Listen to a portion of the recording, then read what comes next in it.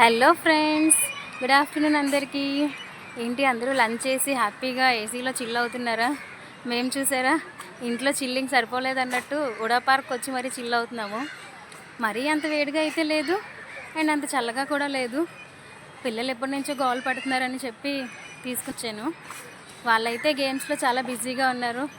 I'm also busy with videos అనమాట.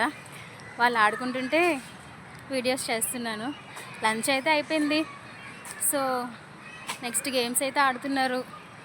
వాళ్ళ సరదా ఎందుకని కాదనడం అండి, అందుకే అలా తీసుకుని వచ్చాను.